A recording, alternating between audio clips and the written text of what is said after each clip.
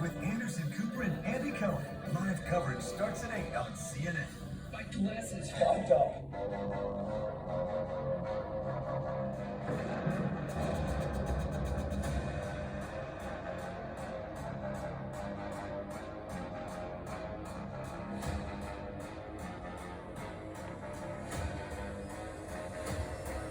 Xfinity customers, send PointsBet into your voice remote to get 5-second chance bets up to $100 each.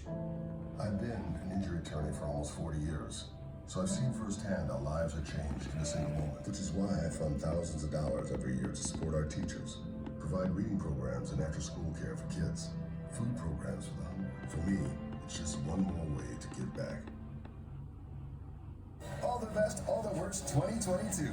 Wednesday at 9 on CNN. Welcome to The Lead. I'm Jake Tapper. This hour, as China begins to lift its zero COVID restrictions, deaths are soaring. It is so bad in China, there are backlogs at the crematorium, though the Chinese government, of course, is telling a much different story. Plus, it's been called the biggest upset of 2022, how one incoming House Democrat beat the Trump-backed Republican in a ruby-red rural district. And leading this hour, the National Weather Service is calling this a once-in-a-generation event. Right now, most of the country is feeling the effects of the Arctic blast, or the bomb cyclone. Life-threatening cold, shifting east, with temperatures breaking all-time low records. Parts of Wyoming seeing minus 42 degrees without the wind chill factor. And the bomb cyclone is expanding, unleashing blizzard conditions in some places, making travel in some places nearly impossible. More than 2,200 flights have already been canceled today as people try to make it to their holiday destinations. We're going to start with CNN's Lucy Kafanov in Denver, taking a look at Mother Nature's wrath. The Arctic blast affecting more than 105 million people across the country. Winter alerts from coast to coast for snow and icy conditions. The dangerous cold has over 150 million people, or nearly half the U.S. population, under wind chill alerts, with below zero wind chills as far south as Texas. South Dakota's famous Sioux Falls frozen.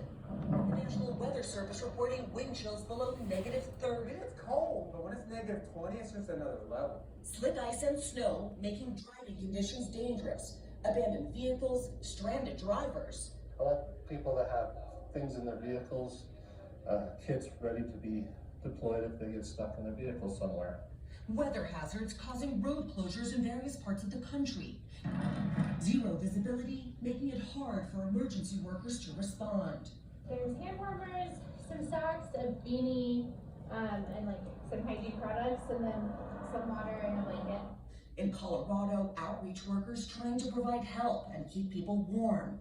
They said it's going to be cold, so I have to get off the street. There is some good news on the horizon, however. We are expecting the temperatures to start lifting by tomorrow and by Christmas Day. All right, Lucy Kavanagh, go inside. Go inside, Lucy. Thanks so much. CNN aviation correspondent Pete Montine is at Chicago's O'Hare Airport. But hundreds of flights have been canceled, and the problems seem to be shifting east. We're talking hundreds of cancellations today, Jake, hundreds more tomorrow. Just check FlightAware. We're talking 2,229 cancellations. It goes up every moment across the U.S. 6,500 flight delays. Denver tops the nation for flight cancellations right now, followed here by Chicago O'Hare, then Chicago Midway. 1 in every 4 flights has been canceled here out of O'Hare today. And that is so big because this airport is crucial for connecting flights. It is a huge hub for American Airlines. It is the biggest hub for United Airlines. I just got a tour of United Airlines Network Operations Center, and it says it's scrambling there to try and save some of these connecting flights, to keep passengers' trips from falling apart, putting them on different connecting flights out of different hubs. Winter operations like this, temperature, wind, snow, it's going to drive delays. Well, we know the challenges. We have experience around the winter storms.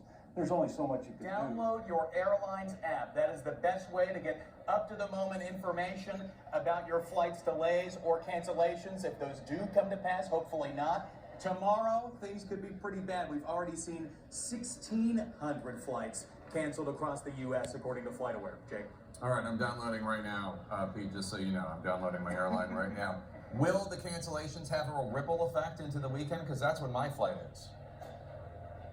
Yeah, you know, that is a great question. Tomorrow, is when things are going to get really tough here at Chicago O'Hare, United says, because that is when the cold really sets in and the temperatures will plummet here. The high here tomorrow, 2 degrees Fahrenheit. That makes it especially hard for ground crews to work out in that. Marshall planes, we're talking about loading bags. It's hard just to even get the airplane out of the gate. So